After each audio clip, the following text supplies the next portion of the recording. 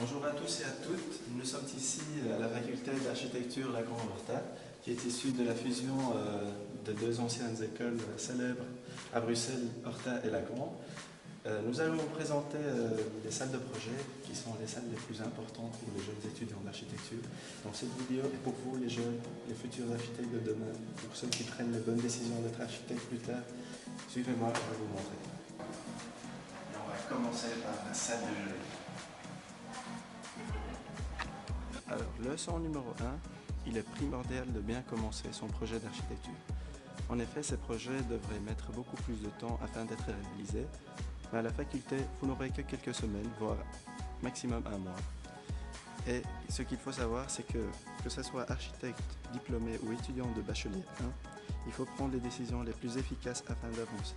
Ça vous aidera à aller vite et vous permettra d'avoir une bonne méthodologie de travail.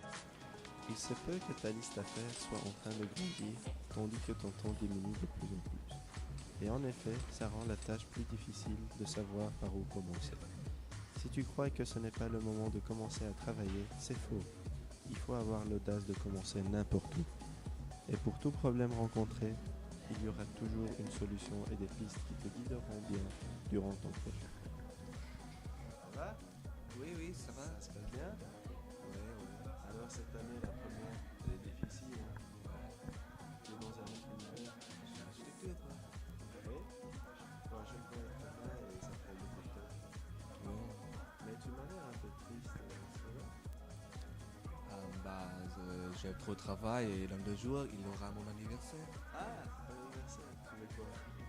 Un petit voyage, Un petit voyage? bien sûr.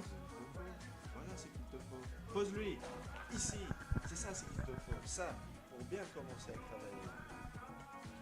Et c'est ça qu'il te faut à partir de maintenant en architecture, parce que tu es un bon étudiant et tu veux réussir. Merci, mec. Ah là là, adieu aux loisirs quotidiens, sorties en semaine et sport intensif. Beaucoup d'étudiants doublent leur année parce qu'ils n'arrivent pas à gérer leur temps du tout. Quant au projet, le sacrifice y est très fréquent. Si tu viens avec un concept et que tu le tires jusqu'au bout, souvent tu tombes carrément amoureux d'un parti et tu es prêt à tout pour le défendre. Seulement voilà, souvent tu abandonnes ce que tu aimes parce que tu finis par te dire que c'est irréalisable.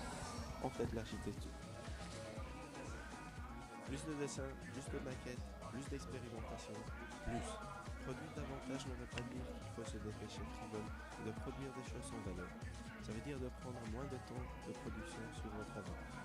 En fait, la qualité des documents prime au nombre et le but recherché est de faire comprendre votre projet à vos enseignants. De toute façon, vous n'aurez jamais réellement fini votre projet, alors autant produire un maximum. Nous sommes tous ici parce qu'il y a quelque chose en nous qui dit « je veux créer quelque chose de beau ». Il y a beaucoup d'objectifs et de subjectifs dans cette équation, mais quand vous prenez du recul et regardez, nous voulons tous concevoir et créer. Souvent, nous descendons sur nous-mêmes parce que nous pensons que nous ne sommes pas doués, ou pas aussi bons que les gens autour de nous. Cessez de penser de cette façon. Il y aura toujours des gens qui sont plus doués que vous, et vous avez la possibilité de réussir à un développement profondément compétent.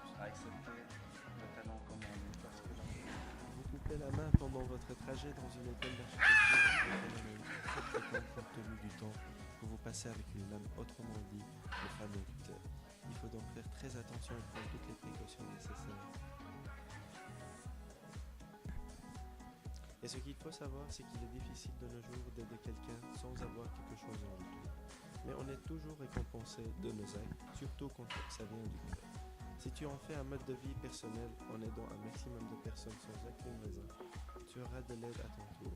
Cette conception d'épauler et de compatir pour la condition de l'autre va aboutir à des résultats positifs. Combien de fois avez-vous travaillé jour et nuit pour obtenir un projet comme vous le voulez et bam, il est temps de présenter et vous n'avez rien à dire. Cela arrive à beaucoup d'entre nous. Si vous êtes une de ces personnes qui ont du mal à expliquer leur projet, il suffit de raconter l'histoire et comme vous êtes passé de A à Z, utilisez vos documents affichés comme une aide visuelle. Donc, lors de la présentation du jury final, assurez-vous simplement de narrer le parcours de votre projet, étant confiant et concis. Mettre l'accent sur les points clés et ne pas tout dévoiler à la fois.